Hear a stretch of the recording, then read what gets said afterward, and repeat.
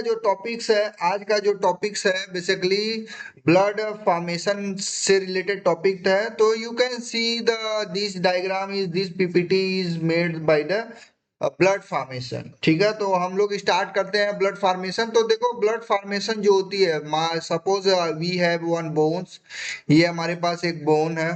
ठीक है, this is the, ये हमारे पास एक बोन है। ठीक है, this is the long bone, this is the long bone. तो यहां से तक जो प्रोसेस होती है इसको हम लोग बोलते हैं डायाफाइसिस, और यहां से यहां तक जो प्रोसेस होती है इसको हम लोग बोलते हैं इपीफाइसिस। इतना बात समझे। अब देखो इस इपीफाइसियल रीजन में जो होती है एक स्मॉल स्मॉल पोर्स होते हैं, स्मॉल स्मॉल पोर्स होते हैं। तो इनको हम लोग क्या बोलते हैं, ट्रेबिकुलाई, क्या बोलते हैं, ट्रेबिकुलाई। उसके बाद इस स्मॉल स्मॉल पोर्स में क्या होते हैं, रेड कलर के पिगमेंट होते हैं, रेड कलर के पिगमेंट होते हैं जिसको हम लोग बोलते हैं रेड बोन मैरो। याद रखेंगे, रेड बोन मैरो। ठीक है, रेड बोन मैरो होती है।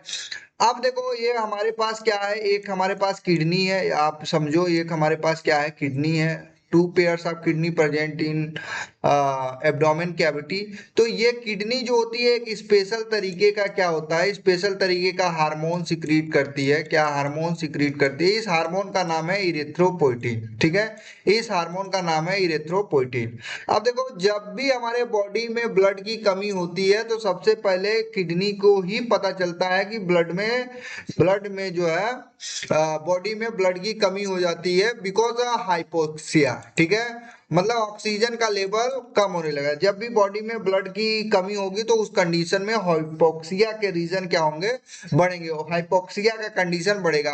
हाइपोक्सिया क्या है, basically basically reduce the oxygen level in the blood. ठीक है, ऑक्सीजन। तो अब देखो जैसे ही हाइपोक्सिया हुआ तो किडनी को पता चल गया कि जो है भाई रेड ब्लड सेल्स जो है ब्लड की कमी हो रही है जिसके वजह से हाइपोक्सिया हो रही है। अब ये किडनी क्या करेगी, अब ये किडनी क्या करेगी, यहां से जो है ब्लड के थ्रू जाएगी कहाँ, रेड बोन मैरो में, और रेड बोन मैरो को क्या करेगी, स्टिमुलेट कर देगी। क्या करेगी, इसको स्टिमुलेट कर देगी। क्या करेगी, स्टिमुलेट कर देगी। ठीक है गाइस, तो क्या करेगी, ये स्टिमुलेट करेगी। और जैसे ही रेड बोन मैरो स्टिमुलेट होगा तो ये एक सेल्स बनाएगा, this is known as pluripotent stem cell. This is the pluripotent stem cell. ठीक है, this is the pluripotent stem cell. ठीक है, प्लूरीपोटेंट स्टेम सेल।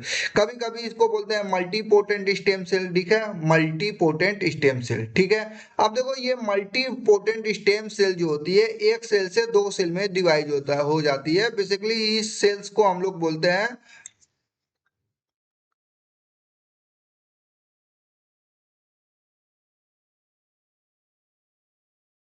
ठीक है, तो एक सेल से दूसरे सेल में डिवाइड हो जाती है। इसको हम लोग क्या बोलते हैं, this condition known as a myeloid stem cell. आप you can see the this cells. ठीक है, तो प्लूरीपोटेंट स्टेम क्या होती है, माइलोइड स्टेम सेल में कन्वर्ट होती है। दूसरा is the lymphoid stem cell, lymphoid stem cell. अब देखो माइलोइड स्टेम सेल जो होती है वो तीन तरीके की कॉलोनी बनाती है, तीन तरीके का कॉलोनी बनाती है। Colony CFU erythrocyte, colony forming unit of erythrocyte. ठीक है, colony forming unit of microphages. Audio low आ रहा है,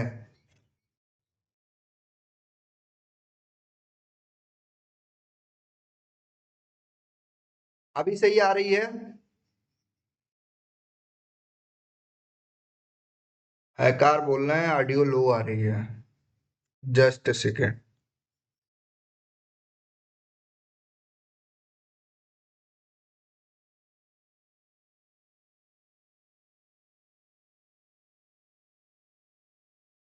हेलो, नाउ इज ओके।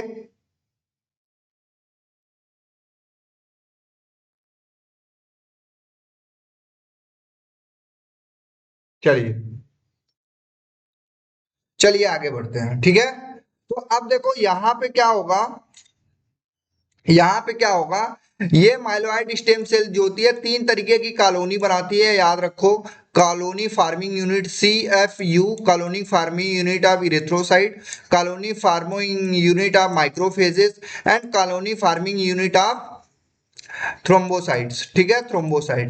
देखो कॉलोनी फार्मिंग यूनिट जब भी बनाएगी, जब भी कॉलोनी फार्मिंग यूनिट इरिथ्रोसाइट बनाएगी, तो ये कॉलोनी फार्मिंग यूनिट जो होगी, इरिथ्रोसाइट जो होगी, वो पहले सबसे पहले क्या बनाएगी, प्रो इरेथ्रोब्लास्ट।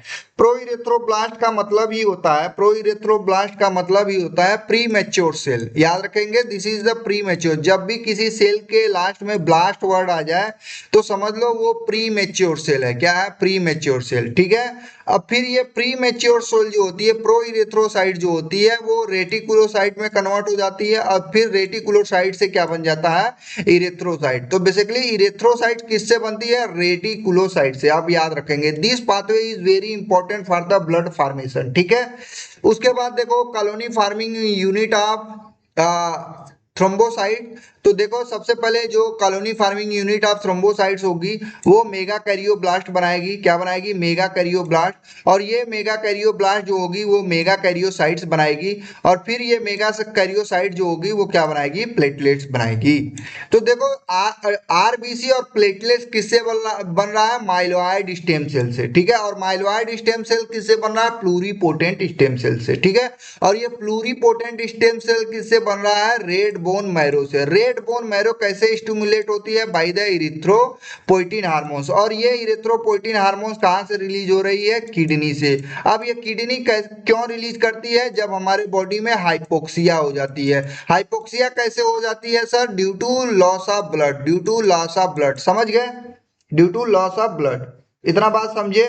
चलो नेक्स्ट देखो, अब ये जो है माइक्रोफेजेस बनाएंगे, मतलब colony forming unit of microphages. तो कॉलोनी फार्मिंग ऑफ यूनिट जो है, मायोब्लास्ट जो है, वो 3 तरीके का जो है कॉलोनी फार्मिंग यूनिट बनाएगी। One is the basophil, another is neutrophil and another is eosinophil. ठीक है, उसके बाद मोनोब्लास्ट एंड मोनोसाइट। ठीक है, तो बेसिकली जो ये माइक्रोफेजेस होते हैं, बेसिकली वो बेसोफिल्स बनाते हैं, नेट्रोफिल्स बनाते हैं, इओसिन फिल बनाते हैं, मोनोसाइट्स बनाते हैं। ठीक है, मोनोसाइट्स बनाते हैं, या कभी कभी मोनोसाइट्स को हम लोग क्या बोलते हैं, मैक्रोफेजेस। तो बेसिकली ये दोनों क्या है, ये दोनों क्या है, डब्ल्यूबीसी है। क्या है, डब्ल्यूबीसी। तो डब्ल्यूबीसी हमने पढ़ा था, डब्ल्यूबीसी 2 तरीके की होती है, ग्रेन्युलोसाइट और ए granulocyte, granulocyte and A granulocyte. ठीक है, तो माइलोइड स्टेम से क्या बन रहा है, आप समझ लो।